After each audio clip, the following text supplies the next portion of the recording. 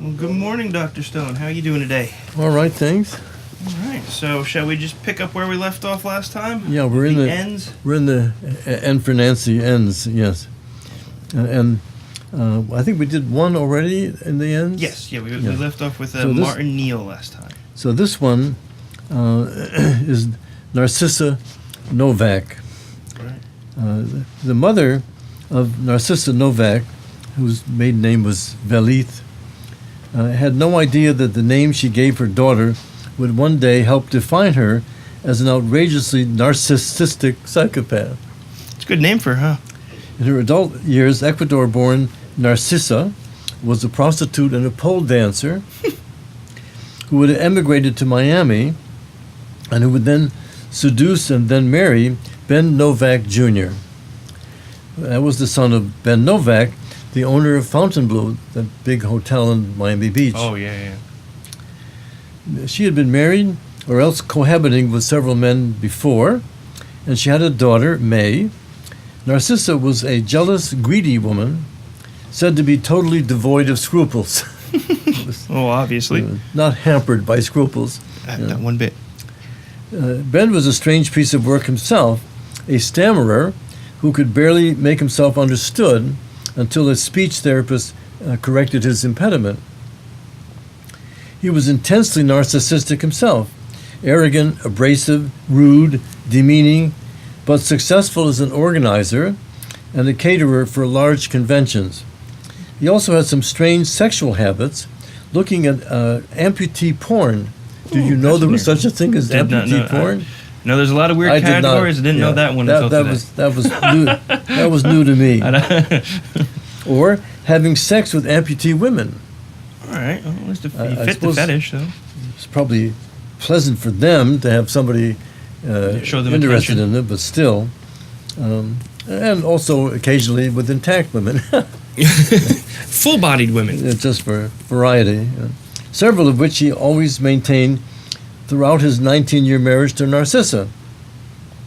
He had insisted on a prenuptial agreement in which Narcissa would not collect anything except a small payment if they divorced in less than 10 years.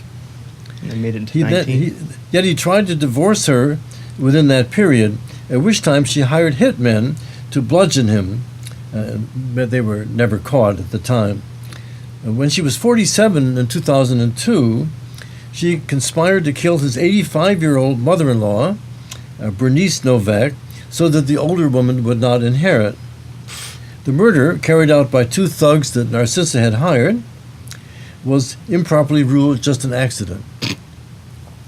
7 years later, Ben again threatened divorce, and Narcissa hired the same two thugs to bludgeon Ben to death, which they did, besides gouging out his eyes, Wow. as she suggested. Lovely woman. Narcissa made sure this happened in New York, which does not have a death penalty the way they do in Florida. At first, she was not implicated and thus free to inherit many millions. But a year later, new evidence became available, and she was arrested despite her alligator tears at the funeral. She failed a number of polygraph exams. Narcissa and her brother Cristobal both got life sentences without parole. Admittedly, virtue was in short supply on both sides of the marriage. But ironically, Letitia, Narcissa's sister, was as religious and morally upright as her sister and Ben were not. Letitia even wrote a letter condemning Narcissa for Ben's murder, but the letter was unfortunately unsigned and it was not taken seriously at the time of the New York trial. Ben, on his side, cheated on Narcissa as often as she did on him. He maintained a stable of prostitutes with whom to have kinky sex, besides his huge collection of amputee porn that she would use to blackmail him. So he dared not try to divorce her until he finally tried in 2009, regardless of the consequences. Narcissa, on her side, managed to carry hypocrisy to new heights, as when she declared, after arranging for Ben to be murdered, only a monster could do such an evil thing. Wow. And there's your narcissism right there. Jesus. It's quite a piece of work, that one. Still alive? Was she incarcerated up here? or down Incarcerated in New York? Or- I think so, yes. Wow. What a weird trip that must be. From what, South America, you said? Ecuador. Ecuador, yeah.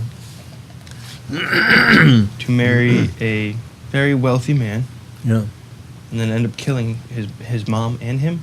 Yeah, the mother, well, that takes us to the O's. Most people are aware that the body needs certain amounts of naturally occurring elements, like potassium, sodium, chlorine, zinc, magnesium, lithium, manganese. Mm-hmm. Not many are aware that we also need, in small quantities, selenium, and that there are symptoms both of deficiency and of excess.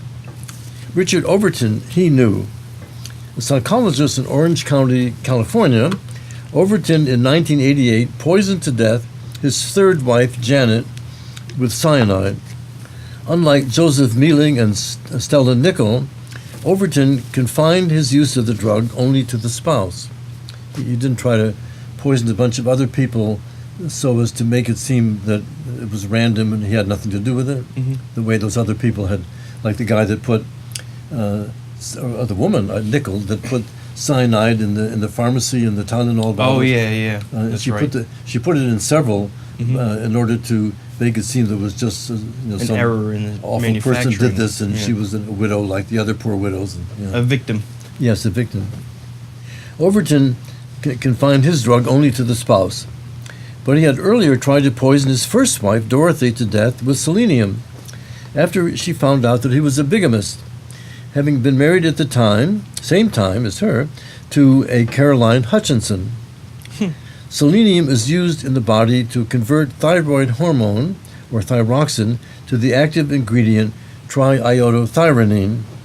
It has other uses, such as in DNA synthesis, but excess amounts can be fatal. Overton eventually admitted the attempt, but Dorothy did not press charges, so he was not arrested and tried in court. Overton had a deep distrust of women and was prone to jealousy, convinced, for example, that Janet was cheating on him. After he antagonized her past a certain point, by golly, she did have an affair. But he would pretend to be hired by some secret government organization that required his travel, in quotes, to out-of-the-way places like Costa Rica, where he would then have affairs in Los Angeles with some other woman. He showed the full panoply of narcissistic traits: arrogance, grandiosity, contemptuousness, along with deceitfulness and other psychopathic traits. He even married a fourth time after being arrested for killing Janet, presumably on the assumption that he could get away with that crime as well. He was convicted anyway in 1995 and sentenced to life in prison, dying 14 years later in prison at age 81. So overdose of selenium, huh? Yeah. What does it do in large quantities? Very, You have to take it's probably, I don't even know what food, where it comes from, where you get the mineral from. Never heard.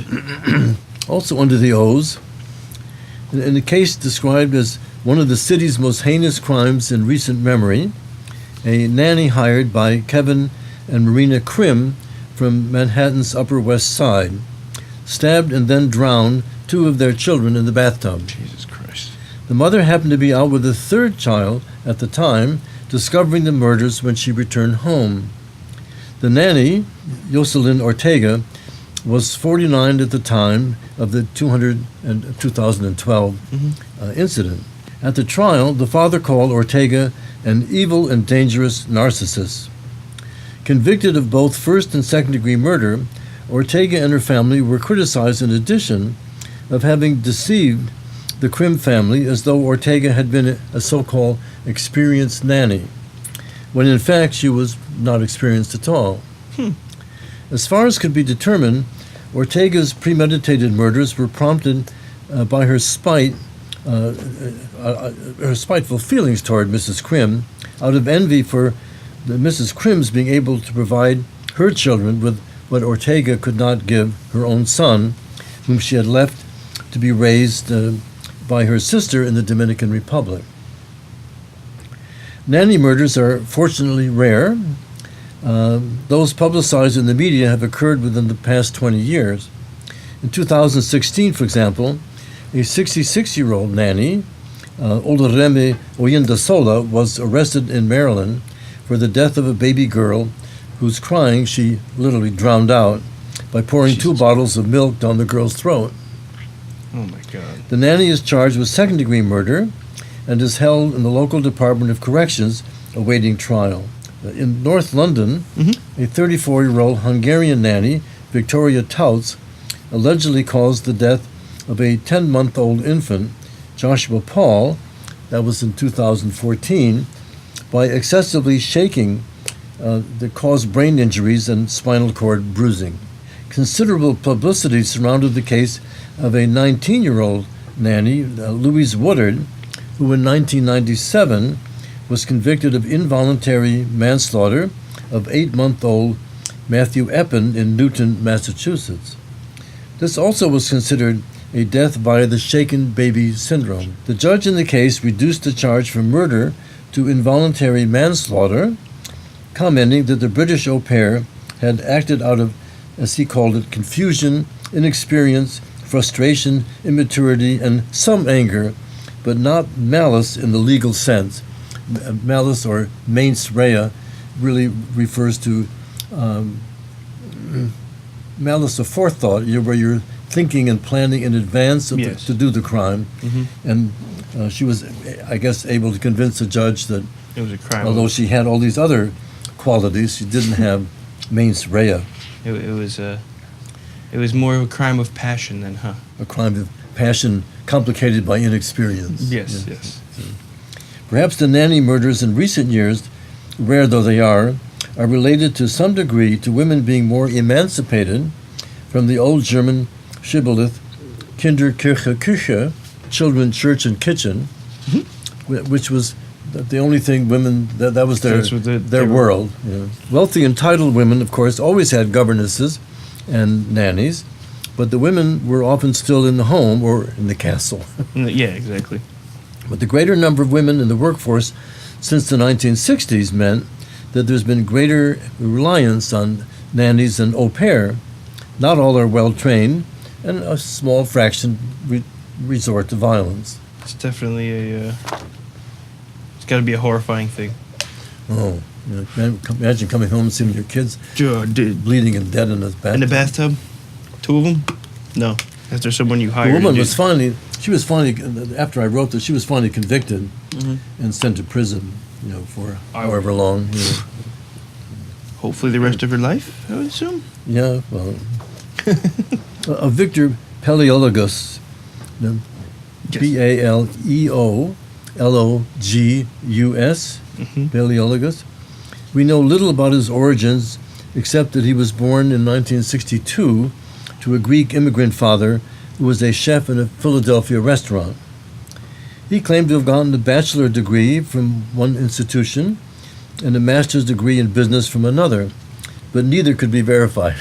He seemed to have had a brief marriage in his late 20s that ended in divorce. Victor was an inveterate liar and a con artist whose modus operandi was to dress in spiffy clothes and to lure pretty young girls with promises that because they had just the right look, they could be right for the part in the next James Bond movie with Sean Connery. Or maybe earn $100,000. But first, they had to show up at a certain very remote house at a certain time wearing a black mini skirt, a white shirt, black stiletto heels, and so on. Some girls fell for the scam. Others were shrewder and took along a muscular bouncer-type guy, which scared Victor off. But one girl, Christy Johnson, took the bait and met him at the designated place. That was back in February of 2003, and she disappeared. Victor raped her and then killed her, dumping her body from a hilltop where it was discovered sometime later by 2 boys. Victor had many arrests for various scams. He used all manner of lies to weasel out of jail time. To a certain woman, he pretended, as did the wife killer Donnie Rudd, that he was, quotes, dying of cancer and just needed to see her one last time. How romantic. Or he would fool real estate agents into thinking he could afford certain posh houses in Los Angeles, and while inspecting the houses would pilfer checks and ID cards from the owners, then passing himself off as Mr. Morden Robert, or whatever the name was of the person. Later, when he was arrested for murder, Detective Obenchain described Victor's actions as a chronicle of evil behavior by one of the most diabolical con men she had ever encountered. Another detective said Victor was the most outrageous liar anyone could imagine. Within days of Chrissy's disappearance, for example, another young woman came forward and spoke of having been approached by the same scam about this James Bond film and the need to wear stiletto heels and a black miniskirt. So it was clear to the court that this was the same con man who had lured Christie. At his trial, the prosecution tried for the death penalty, but he was sentenced to 25 years instead. Paleologos was one of the most malignant types of the Hollywood scam artists who trick actress wannabes and then rape or kill them. Another example is that of Charles Rathbun, who in 1995 lured the 27-year-old blonde model and actress on the rise, Linda Sobeck, for which Rathbun was given a life sentence for sexually assaulting and killing her. Hollywood has been fertile ground for a long time for male predators, often posing as photographers, making promises to attractive young women that their picture will give them entree to the fabulous life in the movies. One such case from the mid-1950s was that of Harvey Glattman, who would troll around modeling agencies, persuading girls to come to his apartment, where he would then tie them up and violently rape and finally strangle them, burying their remains in remote spots and desert plots in near the sea, the ocean part of Los Angeles. He was caught and executed in San Quentin when he was only 32 years old back in 1959, when they still actually had the death penalty in California. Enforced it, yeah. And followed through with it. And followed through, yes. Recently, a most unusual case came to light involving incest with a new twist. Stephen Pladl, it's an unusual spelling, P-L-A-D-L, Okay. and his daughter, Katie Rose. Stephen and his wife, Alyssa, gave birth in 1998 to a daughter they felt unable to care for by themselves. So the baby was given up for adoption. Anthony and Kelly Fusco were the adopting parents, and they named the girl Katie. She had originally been named Denise when Stephen, then 20, and Alyssa, then only 15, became parents of that baby. When Katie became 18, she began the process of finding her birth parents, which in the last 20, 30 years, people are more able to do, Become a lot easier, yeah. people who have been adopted. Before it was next to impossible. You had to go through like court records and all Yeah. sorts and actually go back to the courthouse and laws find it. became more relaxed about a quarter century ago. Yeah. And many adoptees have done that in the recent decades, now that the laws have changed in a way to make it both possible and practicable to do so. This led to her discovery of the Pladls and to her reconnecting with her birth parents. Oddly enough, or perhaps not so oddly, she and her birth father, Stephen, became more than drawn to one another. They fell in love. Wow. Stephen and Alyssa divorce, and he and Katie marry. Katie became pregnant, delivering a son, Bennett, in September of 2017. 4 months later, however, Stephen, now 42, and Katie, the new Mrs. Pladl, now 20, were arrested in Virginia on charges of incest and adultery. The story seemed destined to have a tragic ending, much as Sophocles' Oedipus had the tragic ending. The analogy is not perfect. Oedipus unwillingly ends up marrying Jocasta, his mother, not his daughter, and when they find out the truth, Jocasta hangs herself and Oedipus blinds himself with 2 pins from her dress. Stephen Pladl's story ends differently. Katie, after a while, tells her father/husband that she is severing the relationship. Stephen then kills their son Bennett and drives to New York, where he kills Katie and her adoptive father Fusco, and then commits suicide. Incest is no less a taboo today than it was in Sophocles' time, 2,500 years ago, so it is hard to imagine how the new couple could ever have had a happy life.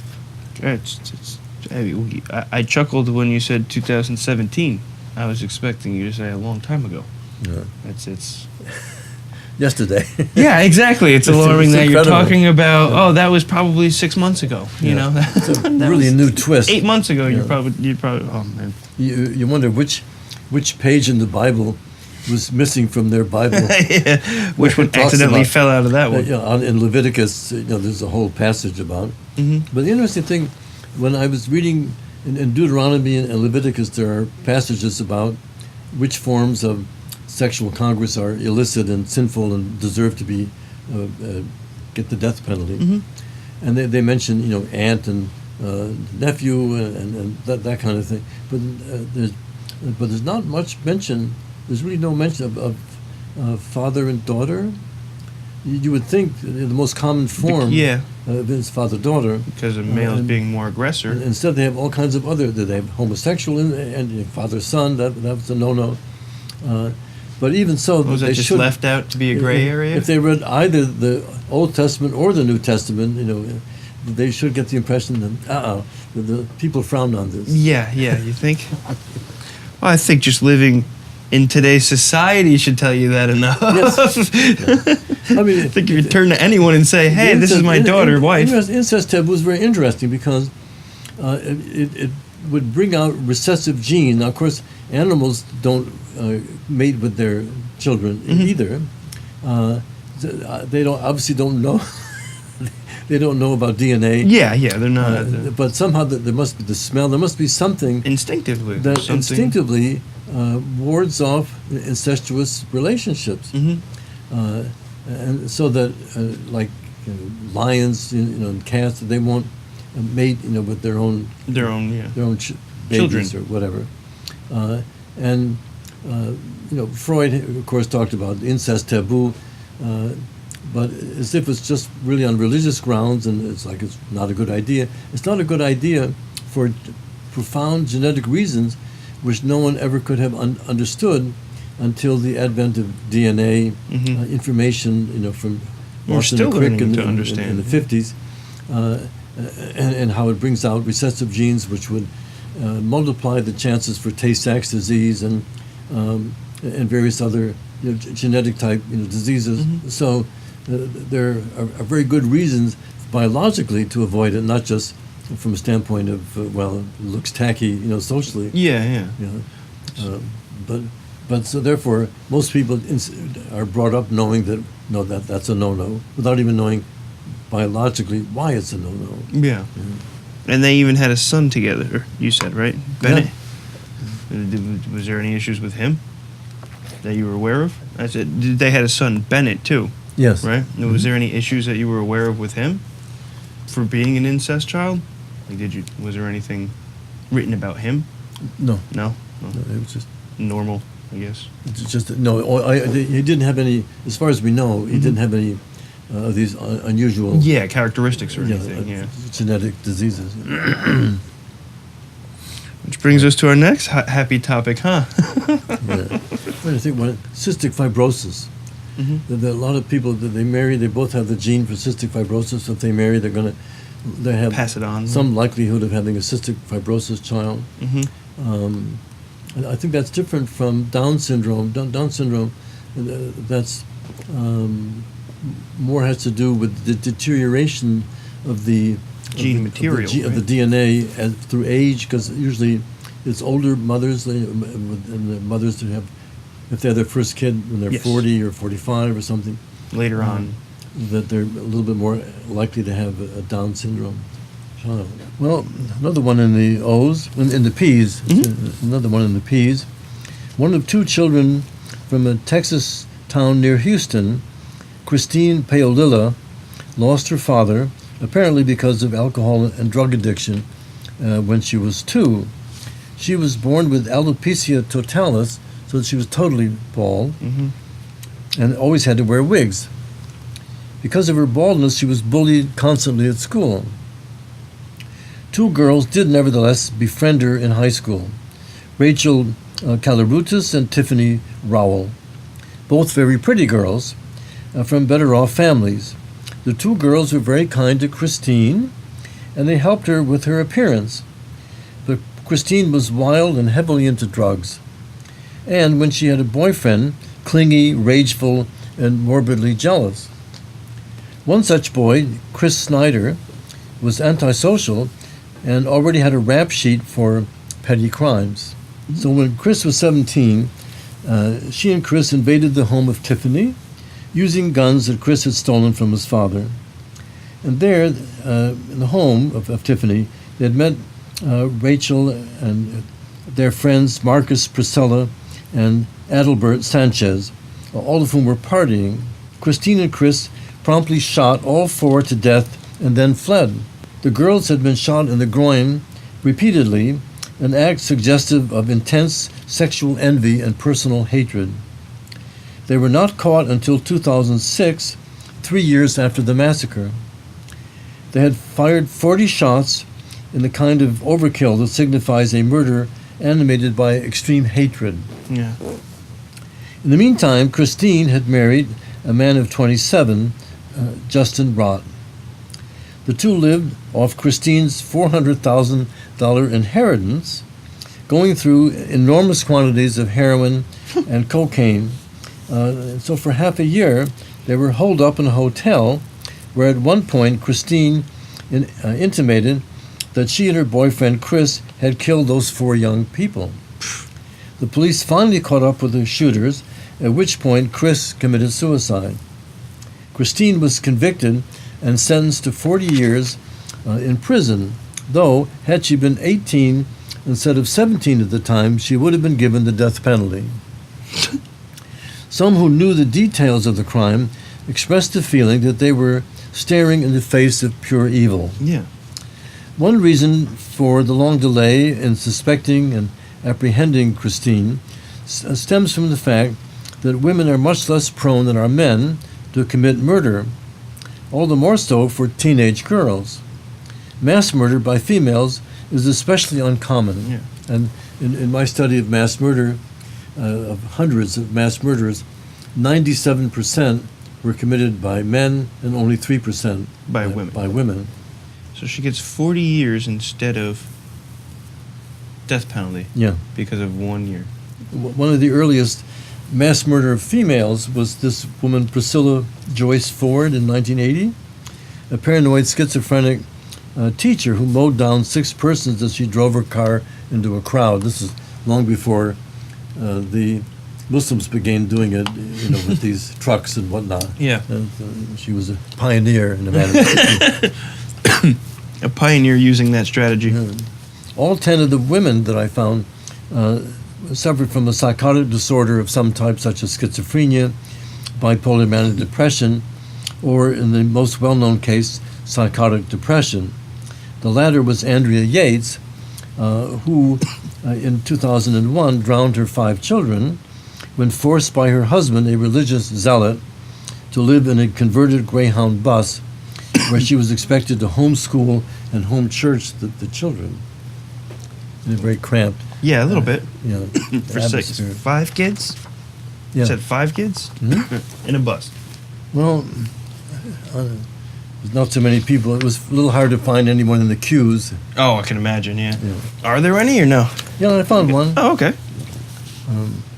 In the spring of 2011, when Matthew Quesada was sitting in a London cafe with his 3-year-old daughter, seated nearby was a 63-year-old retired bus driver, Alan Smith. The little girl was crying, and Mr. Smith chanced to ask, solicitously, was she all right? Quesada retorted angrily, what's it fucking got to do with you?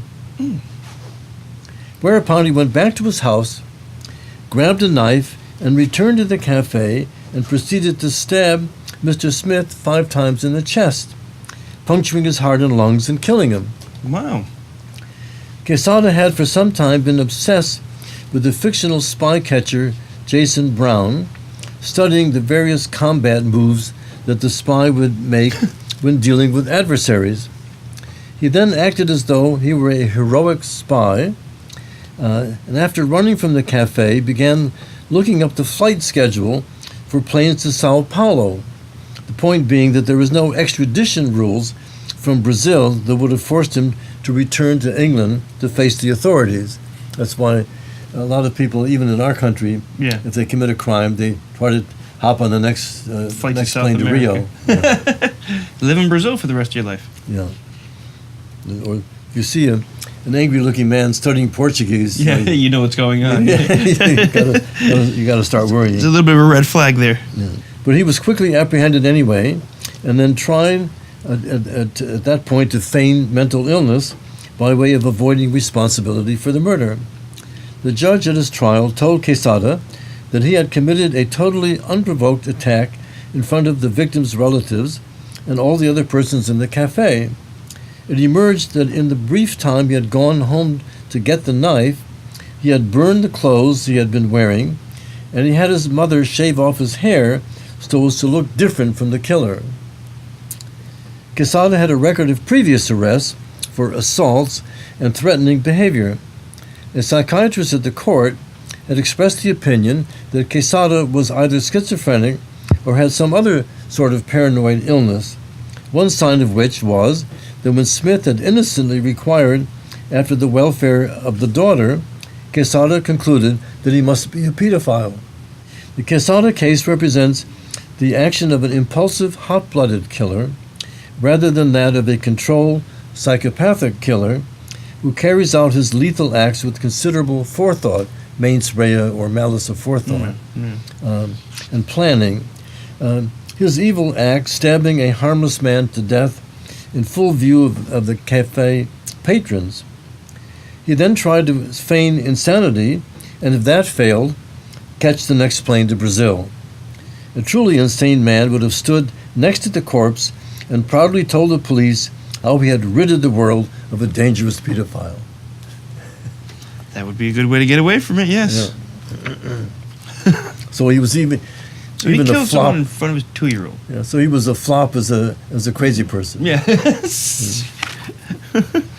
You even fail at being crazy. And that does it for the Q's then, huh? Yeah. Only one crazy person with a Q Yeah. last name. There's a website, Murder Incorporated or whatever, similar to Wikipedia, but it gives you alphabetical, and you can look up people with all the letters of the alphabet, and so in order to find some of these rare cases, I Yes, yeah. Yeah. You gotta dig deep for them, huh? yeah, I go into that. Wow. Have you found it easier in the past few years doing your research? With like the internet and being able Yeah. to find those things? Much easier, yeah. Yeah, especially when I have all these true crime books, but I didn't happen to have any with a Q killer. In those. Yeah. Look it up online. So this way I have more access, because there's a fellow, has a Spanish name, I don't know whether he lives in America probably, who has organized this encyclopedia of murderers, male and female, all by from A to Z on both sides. Yeah. So it's very useful Wow. in getting some basic information about almost any notorious, murderer, yeah, notorious yeah. killer. Yeah. Oh, the internet. Which brings us to our next group of people, huh? Yeah. Well, the rate of divorce has increased markedly in the United States and England in the late 60s, early 70s. One result is, as we've seen in these pages, that many of the men and women who have committed the kinds of violent acts that strike us as evil came from fractured families. One cannot draw up the traditional kind of family tree with grandparents and parents who stayed together and where the children grew up knowing who their parents were and who felt, for the most part, genuinely loved and cared for by their parents and grandparents and uncles and aunts and cousins. Instead, the family tree diagram becomes an impossible mishmash of lines crossing every which way, and sometimes, in the case of the Plottles, discussed a little earlier, with marriage lines looping back to show how a daughter ends up as yet another one of her father's wives. Boys growing up without a father show an increased propensity to get into trouble with the law. Many persons, men and women both, who grow up in fractured families tend to have greater burdens of emotional problems, including difficulties establishing solid relationships with others in their turn. Jack Reeves is an example of these disadvantages. Having grown up in a family where the parents divorced when he was 7, and then going on to live a life even more fractured and violent than the one in which he was raised. He was 56 when his wife at the time, Emilita, a woman of only 26, who was a mail-order bride from the Philippines, and by whom he had a 3-year-old son, Jeff, had apparently disappeared. Emilita had disappeared. She turned out to be more of a mail-order bride in the sense that Jack ordered her about in all manner of demeaning ways, subjecting her to a succession of sexual perversions, besides maltreatment and physical cruelty. Preoccupied with the total subjugation of women, he also took photos of Emilita in obscene poses, though by that time he had become mostly impotent sexually. Though still sadistically controlling of Emilita, he walked around the house with a pistol and slept with a pistol. As for her disappearance, this was because she finally tried to get a divorce, and he killed her. Some 8 years earlier, Some 8 years earlier, Jeff had a Korean wife, Myung Hee Chong, who drowned as mysteriously as Emilita had disappeared. It later became clear that Jeff had drowned that woman and made it look as though it were an accident. He told police who inquired about her death that she had fallen from a rubber raft and drowned while he was busy catching insects for fishing bait. He insisted her body be cremated, which raised suspicions among Myung's family, who remembered. He insisted her body be cremated, which raised suspicions among Myung's family, who remembered her as a woman who could not swim, and who was afraid of the water, and would never get in a boat. Alone. 8 years before that incident, Jeff's second wife, Sharon, died in what was considered a suicide with a shotgun.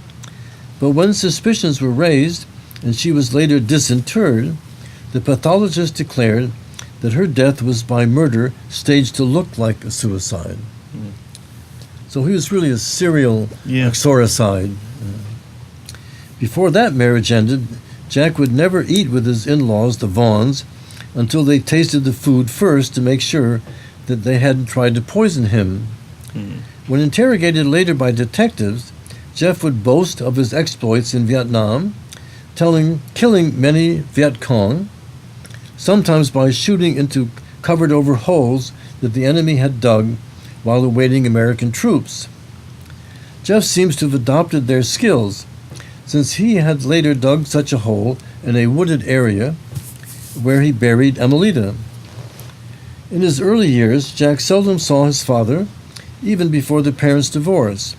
His father was an army man, often away. Though his mother was a kindly woman, his maternal grandmother would punish him by bullwhipping him. She had killed one of her own sons by bullwhipping. Jesus Christ. When he was 17, he married a girl of 15, but the marriage was then annulled at the insistence of her mother. He was already possessive, sexually perverse, and domineering toward that first wife, a pattern that continued with all the other wives in liaison. After killing his third wife, Myung, for example, he raped her sister at the funeral. Wow. There's no more Mr. Nice Guy. Seriously. After killing Emilita, he tried to get still another mail-order bride from the Philippines. When questioned by detectives after the disappearance of Emilita, Jeff showed no emotion, even when informed that they suspected she had been murdered. Yet he talked to them about his obsession with pornographic videos, anal sex, forced fellatio, etc., to the point where they became convinced that he had killed her. He refused a polygraph exam, but after he hired a lawyer and then he refused a polygraph exam, but after he hired a lawyer and then did take the polygraph exam, he failed it. He was arrested, ultimately, and sentenced to 50 years in prison, which amounted to a life sentence given that he was already 56. Yeah, that was it. His mother had killed one of his brothers, you said? Yeah. By bullwhipping him to death? Very I'm not sure supporting what it's built. I household. guess it's a big whip. I don't Oh, even- yeah, they're the big ones. They're about 15 feet long. Oh. Born in the same year, 1938, as Jack Reeves, of a case we already talked about, Father Gerald Robinson was a Catholic priest born in Toledo, Ohio, of Polish extraction on his mother's side. He was an unfriendly and uncommunicative man whom some suspected was part of a satanic cult of other priests who allegedly kidnapped girls that they would later torture and rape. Well, it's different from the pedophile priests that go after altar boys. True, yeah, yeah. At least the satanic ones go after older prey, I guess. Yeah. When he gave sermons in Polish, he was considered charismatic, but otherwise he was seen as timorous and unsuccessful. He ended up as a chaplain in the Mercy Hospital in Toledo. While there, he got in trouble with a sacristan, 30 years his senior, Sister Annunciata, who was born Margaret Ann Paul. A meticulous woman, she criticized him for his poor work habits. This made him furious, and around Easter time in 1980, when he was 42, he sneaked up to her in the sacristy, strangled her, stabbed her 31 times with a letter opener, and stuck a small crucifix in her vagina, also cutting an upside-down crucifix on her abdomen. The Lord's work and well, it's the Lord's work. Another priest immediately figured that he was the killer, but the church and the police covered up the murder, which remained a cold case for 24 years. Enough evidence was finally accumulated to merit an arrest. He was convicted and given a 20-year sentence for a crime he still continues to deny. He had failed a polygraph exam when first interrogated, but a cover-up by the police and the church, as a result of that cover-up, nothing was done at the time. This was only the second time in U.S. history when a priest had been convicted of homicide. The first concerned a German-born priest, Hans Schmidt, who immigrated to the United States in 1909. There was mental illness on both sides of his family, and he himself had odd preoccupations with blood and dismemberment. He was also bisexual. He had molested altar boys, but he also had an affair with several women. In 1912, he had taken a position in New York City Church, where he met the housekeeper of the rectory, Anna Anmüller. Schmidt claimed to have heard God's voice ordering him to love Anna. They embarked on a secret sexual relationship. At the same time, he was in a homosexual relationship with his dentist. Got a lot of free time on his hands. He and Anna were then married in a secret ceremony where he wrote their names on the marriage certificate. Not long after, he heard God's voice again, this time telling him to sacrifice Anna. Accordingly, he slashed her throat, drank her blood, dismembered her body, and threw the pieces into the East River. Through a meticulous search of Schmidt's belongings, the police were able to tie him to the 1913 murder. They also discovered that Anna was pregnant, which may have played a role in his decision to abort Anna rather than just a baby. 2 for 1. The case is reminiscent of the Chester Gillette murder of his pregnant girlfriend Grace Brown, whom he was reluctant to marry. But that was in 1906, just 7 years before Schmidt's murder of Anna. Schmidt feigned insanity during his first trial, which ended in a hung jury. In the second trial, he was declared guilty of first-degree murder and was executed at Sing Sing in 1916 when the death penalty actually meant death. He still carried When it. confronted by the police, initially he said, "I killed her because I loved her." The Father Robinson case has a more modern ring to it than that of his lone predecessor, Father Schmidt. Robinson's murder of the nun smacked of extreme narcissism and sadism, as we have seen more often in a proportion of the post-1960 murders.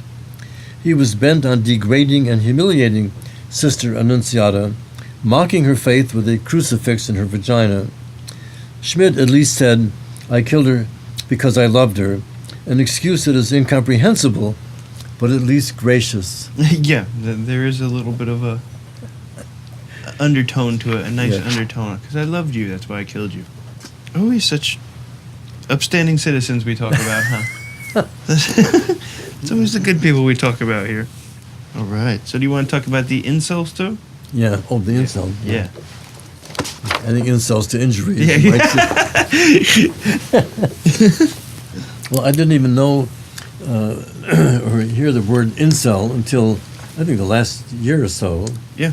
if that. Me too. I'd say the last month. That's when Very I've recently. learned about it. Yeah. I think the fellow was in Charlotte who ran into a group of Yep. and killed one- Charlottesville. Charlottesville. Yeah. Mhm. Killed one woman. Yep. Was an incel, which is their shorthand or short term for involuntary celibate. Mm-hmm. Involuntary meaning that we'd like to get laid, but the goddamn women Won't. refuse to let us. Mm-hmm. And so, you would think, well, here and there in the country there might be, one in Nebraska and Yeah, one in of Florida course. and one in I think we've all New known Mexico. someone who's But had it a turns little out bit of that an it's really now like an organization, a troop. They banded together. Yeah. These men who are really what you might call heterosexual losers in the dating market, Mm-hmm.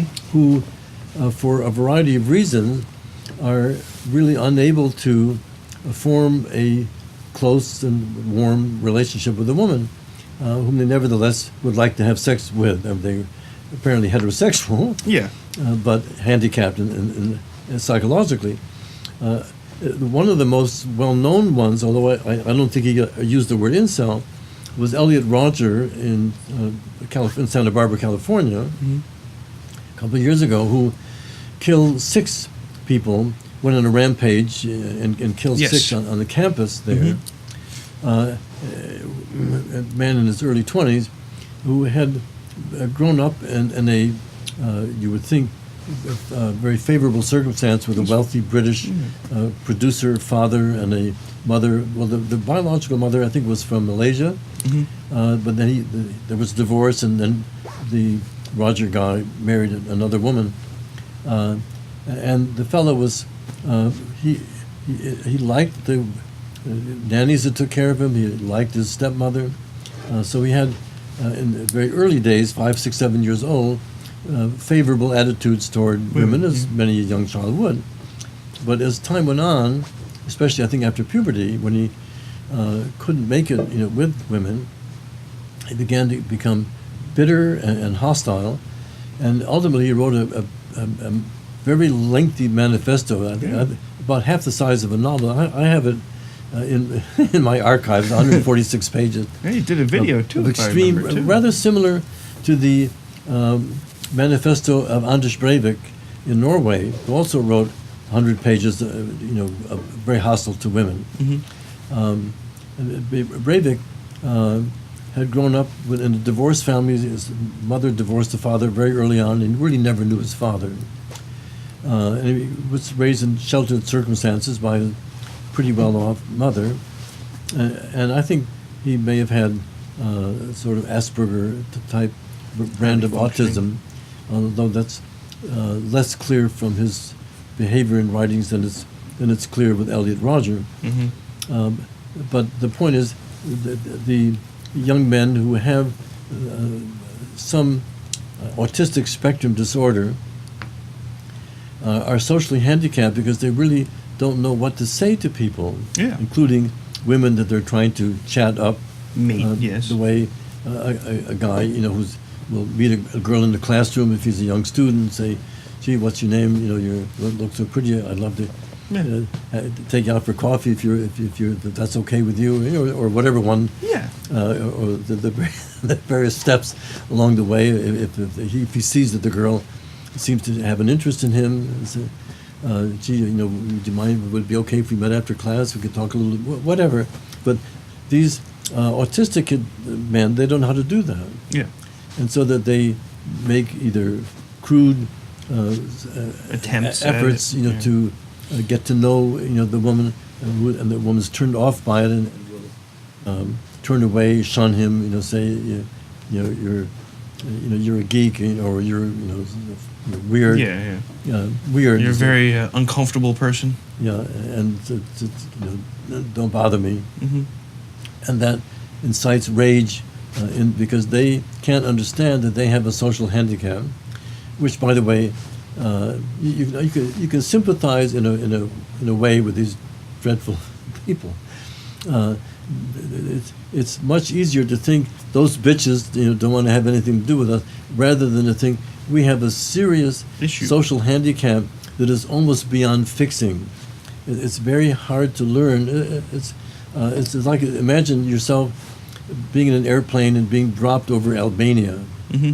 Speaking, And learn about, where you speak a language that's not related to any other language. Yep. And it's a bitch to learn. Mhm. And now, how do you even find a grocery store? How do you find toilet? On top of the fact that a lot of them don't make eye contact. Yeah. A lot of them don't.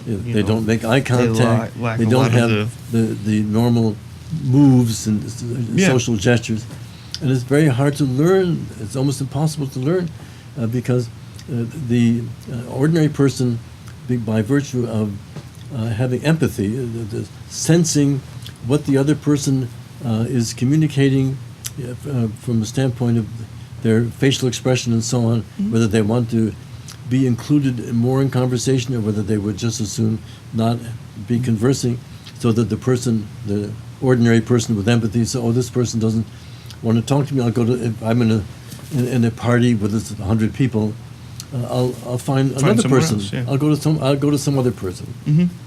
And we ordinary people sense these things, and that's how.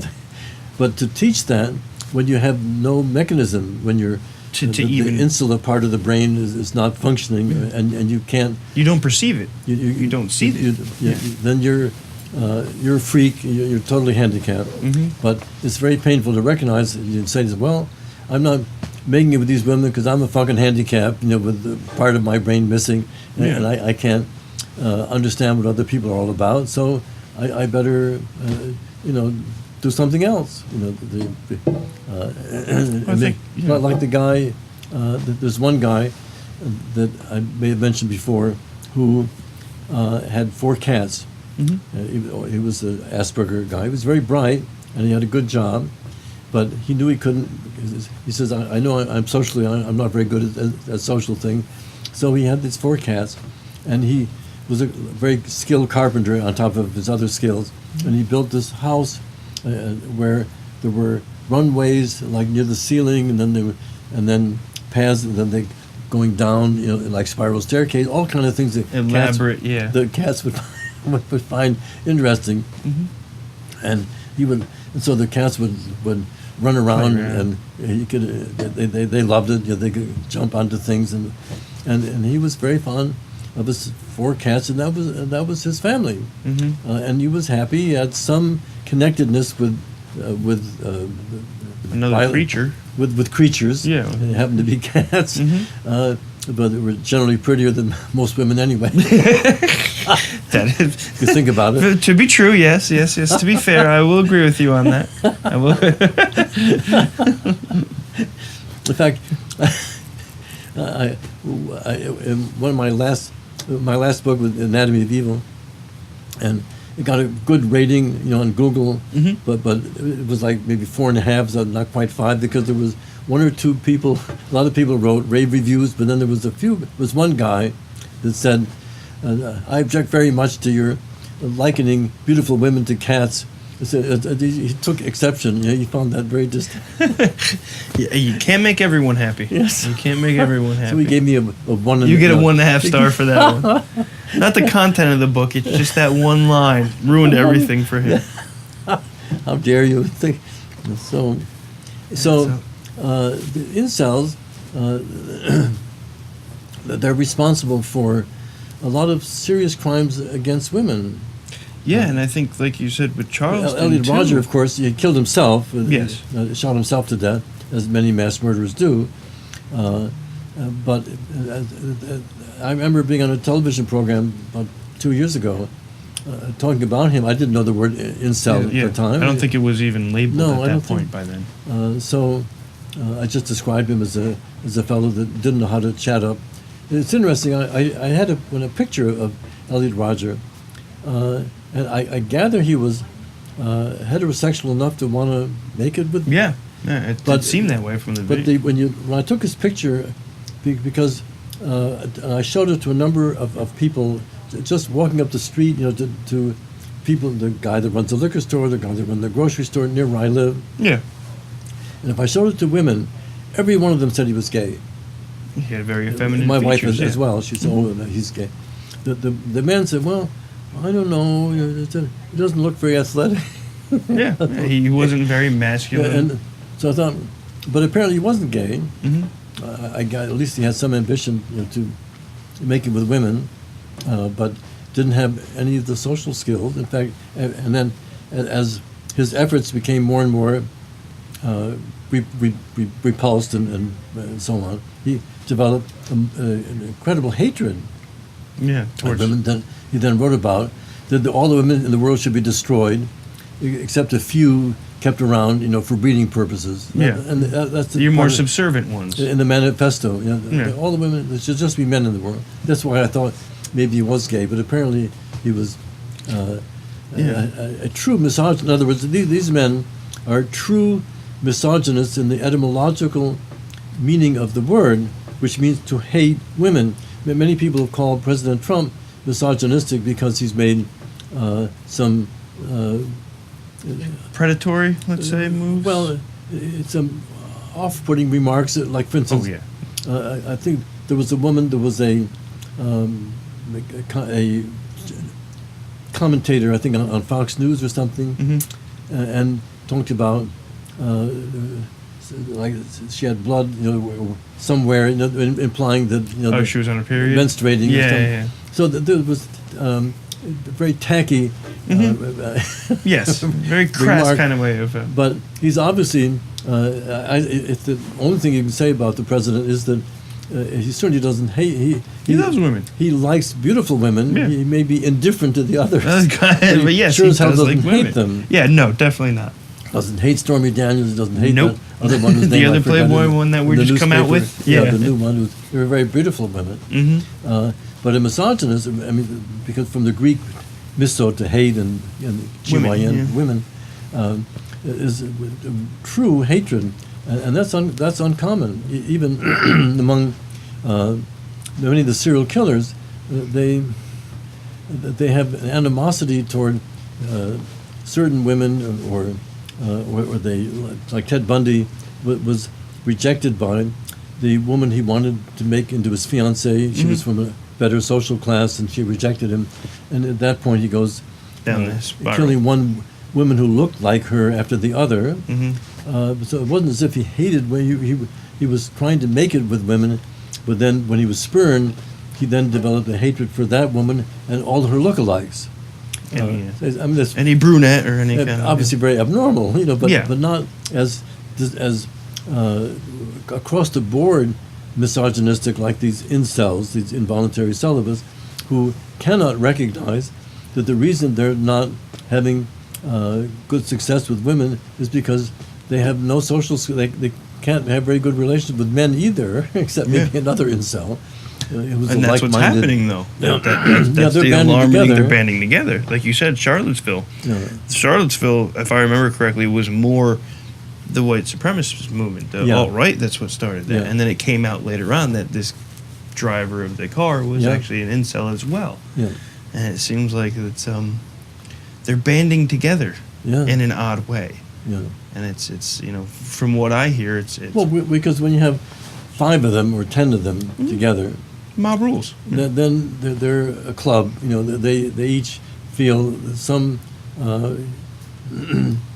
human acceptance by their other incels. Yes, yeah, by So they're their not peers. they're not totally isolated. Whereas if you were an incel, hating them, and the other men that you knew, like classmates or workmates, were comfortable. Normal. They had empathy and could talk to men and women, with the ordinary way.